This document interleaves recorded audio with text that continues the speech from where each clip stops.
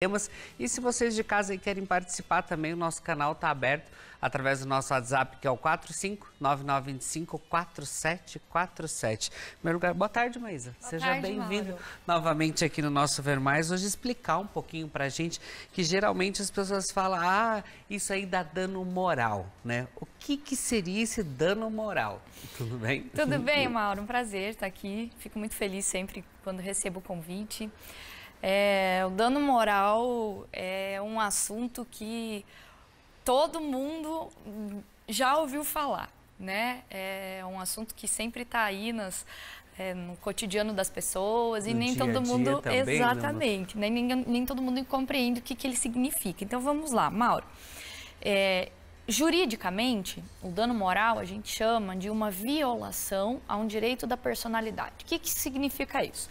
Todas as pessoas, quando elas nascem, elas têm vários direitos garantidos pela lei.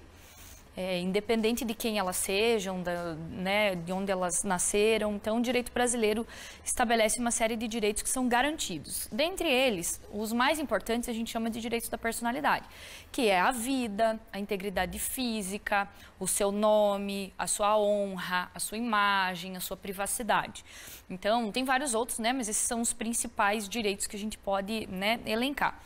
Então, quando um desses direitos é violado, de algum modo, quando alguém fere a minha imagem, a minha honra, a minha privacidade, a minha integridade física, a minha integridade psicológica, ou até mesmo atenta contra a minha vida, e a gente chama, que a gente considera isso como uma causa de dano moral. E assim, mas o que gera um dano moral? Porque geralmente a pessoa fala, mas isso aí deu dano moral, você tem que ver os teus direitos e tal. O que gera isso? Então, os exemplos assim que eu poderia, porque eu acho que fica mais fácil para a gente compreender a partir de exemplos, né? O que a gente vê? Por exemplo, você pagou uma dívida e a empresa diz que você não pagou e vai lá e inscreve teu nome no cadastro de inadimplentes. Então, SPC, o Serasa, protesta lá teu nome. Bloqueado. Você não pode fazer mais nada, atrasou aí suas dívidas, você estava fazendo financiamento, não conseguiu fazer o financiamento, isso daí tudo junto ali também, isso aí dá um dano moral? Dá, porque você acaba tendo, quando você tem o teu nome cadastrado aí numa lista de pessoas, de maus pagadores, você não consegue crédito, nada disso, mas veja... O que a gente analisa do ponto de vista técnico? Houve uma lesão ao direito da personalidade. Qual? A sua imagem, a sua honra, ao seu nome, Tá lá público o teu nome como um mau pagador, sendo que você pagou, outras situações de dano moral que a gente vê muito, aquela ofensa mesmo na internet, Eu uso o nome de alguém, a imagem de alguém na internet indevidamente para falar mal daquela pessoa. Seja essa minha opinião, pode até que eu esteja falando verdade, por exemplo. O Mauro fez isso, isso, aquilo, mas eu não sou autorizada a me manifestar publicamente sobre isso. Exatamente. Então, mesmo que eu esteja espalhando algo que pode ser verdade, se isso te fere de algum modo, pode lhe gerar um direito a ser indenizado por dano moral. Então, o dano moral, Mauro, ele é algo discutido na esfera civil. Então, nem todo dano moral, por exemplo, ele precisa ser originado de uma conduta criminosa. Então, vamos imaginar lá que um acidente de trânsito, que a pessoa não estava embriagada, que a pessoa não estava em excesso de velocidade, mas por uma situação cotidiana ali acaba gerando um acidente de trânsito e eu me machuco. Pode acontecer que isso seja dano moral. Pode gerar um dano moral, porque é uma ofensa à minha integridade física, Eu vou ficar muitos dias sem poder trabalhar, vou ficar ali impossibilitada, dependendo de alguém até para tomar banho, para levantar, para tudo. Então, pode ser que a justiça reconheça o dano moral, mesmo isso não sendo crime, Agora, existem situações que são criminosas também. Então, pode ter dois tipos de processo. Por exemplo, eu dou um tiro em você, Isso é um crime, uma tentativa de homicídio. E junto com isso, eu estou ofendendo aqui a tua integridade física. Então, pode ser que eu vá responder na vara criminal pelo crime de homicídio e também seja condenado na vara civil a te pagar uma indenização pelo dano moral que eu te causei. Mas assim, e como provar um dano moral? Tipo assim, lá que foi pro Serasa, Ceproc, você pode provar com o pagamento, ó, foi feito o pagamento tal data, tal. E no caso de um acidente, alguma coisa assim, como você pode provar isso? Isso é uma pergunta muito inteligente, Mauro. Por quê?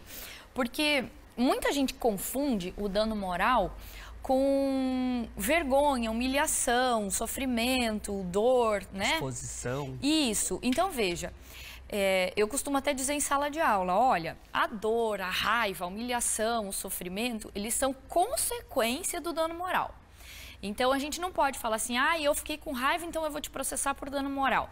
Não, eu preciso provar que algum direito meu foi violado.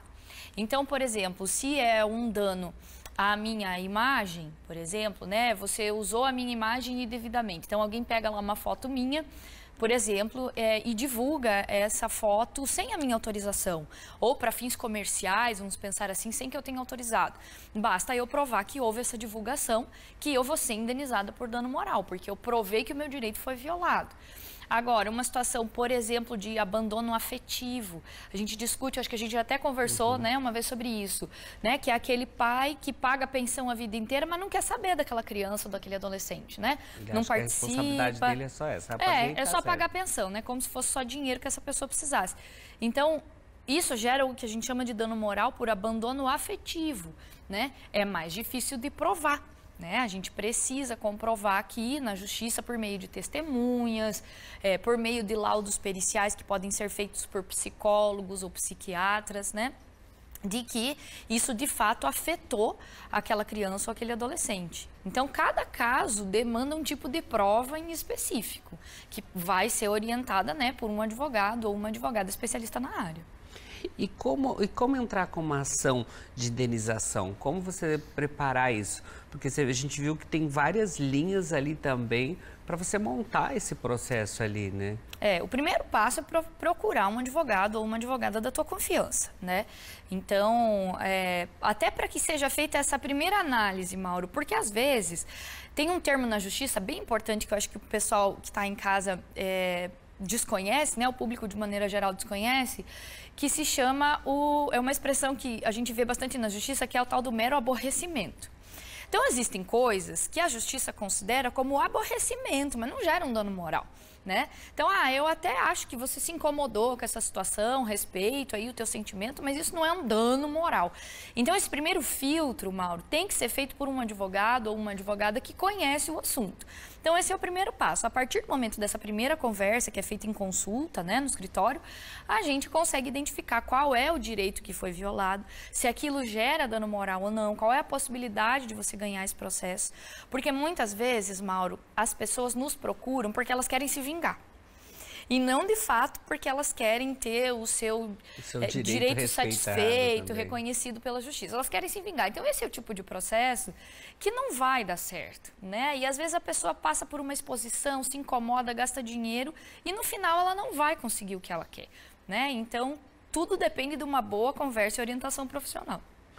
E agora, mas já o dano estético, o que é esse? Como que ele é? O dano estético, Mauro, ele está muito ligado a uma deformidade física permanente ou transitória. O que isso significa? Permanente, aquela que não vai voltar. Então, uma amputação de braço, uma amputação de perna, né? Mas também pode ser provisória, transitória, né? Algo que pode ser recuperado, pode ser reabilitado. Então, a gente chama do dano estético não só algo relacionado à nossa aparência, apesar do nome, né, dar essa impressão, mas uma lesão a algo relacionado ao teu corpo, por exemplo, a perda de função de algum órgão. Então, imagine lá, eu, por conta de um acidente de trabalho ou um acidente de trânsito, alguma coisa, eu fico com o meu olho aparentemente intacto, mas eu perco a minha visão. Então, isso pode ser considerado um dano estético, né? Porque ele perdeu a função dele, muito embora esteja ali na aparência normal, mas se eu perdi a função, isso também pode ser considerado dano estético. Maísa, então, qual que seria assim, a diferença do dano estético, dano moral e o dano material? Porque são muito parecidos ali, você falando deles, parece que é a mesma coisa, estão ligados ali também, né? Vamos lá, o dano material é prejuízo financeiro. tá? Então, vamos imaginar num caso de um acidente de trânsito, tá? Eu bati no seu carro, eu causei um prejuízo lá de 20 mil reais para você. Você ficou sem trabalhar, então imagina que você precisa do carro para trabalhar. E aí você precisou alugar um carro e você gastou 100 reais por dia. Tudo isso é dano material. Então, dano material é o prejuízo financeiro que aquela pessoa teve. Ou porque ela perdeu dinheiro, ou porque ela deixou de ganhar dinheiro também. Então, imagina lá um dentista que sofre um acidente e que fica com o braço quebrado, ele não consegue trabalhar. Quanto ele ganhava por dia? Ele ganhava lá, não sei, 1.000 reais por dia. Isso é dano material. Ele vai poder cobrar os dias que ele não conseguiu trabalhar de quem causou esse dano a ele. Então, isso é o dano material. O dano moral é aquele que engloba uma série de outros direitos, que a gente chama de extrapatrimoniais, que não necessariamente estão ligados ao dinheiro. Por exemplo, quanto custa a tua honra? Quanto custa a tua vida? Quanto custa a tua imagem? Né? Credibilidade, né? A gente que está sempre se expondo também, tá frente às câmeras, isso aí conta muito também, né? Exatamente. Então, não necessariamente tem um valor econômico, mas é relevante do ponto de vista jurídico. Então, a gente consegue avaliar isso num processo por meio de provas, né, testemunhais ou até mesmo por perícia. E o dano estético é aquela ofensa à minha integridade física. E como provar um dano estético? Como que as pessoas podem mostrar que elas estão certas ou trabalhar num processo desse? Na maioria das vezes, Mauro, alguns danos estéticos eles podem ser provados por fotografia. Né? Então, por conta do acidente eu amputei uma perna. Eu apresento uma fotografia da minha perna amputada, está provado que eu sofri um dano estético, né? Agora, outros casos, por exemplo, a perda da visão, precisa de um laudo médico. Então, na maioria das vezes, o dano estético ele é provado por um laudo pericial, né? Por um profissional da saúde. E a indenização, então, como provar, como entrar em ação, é mostrando ou fotos, ou comprovando o antes e o depois ali também. Né? Exatamente. E agora já é o dano existencial. O que ele é? O dano existencial, ele é uma modalidade nova de discussão, é algo que está surgindo agora no Poder Judiciário, principalmente na área civil. Ele é mais tradicional na área trabalhista. Então, o que a gente considera como dano existencial, Mauro?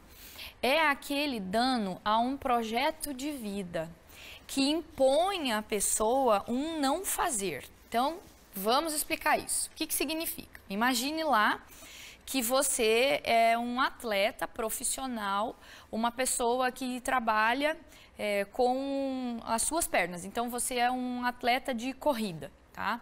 E você vive disso. Você recebe bolsa, patrocínio, você vive disso. E aí, por um infortúnio aí, um acidente ou até mesmo um atentado contra a sua vida, não sei, você precisa amputar as suas pernas. Então, veja, claro que aqui nós temos dano material, porque você vai perder dinheiro por causa disso, despesa hospitalar, perda do patrocínio, não sei. Tem o dano moral, porque é um direito seu que foi violado. Tem o dano estético, por razões óbvias, né? Mas não é só isso. Porque aquilo a que você se propôs a fazer a sua vida toda, você não vai mais conseguir.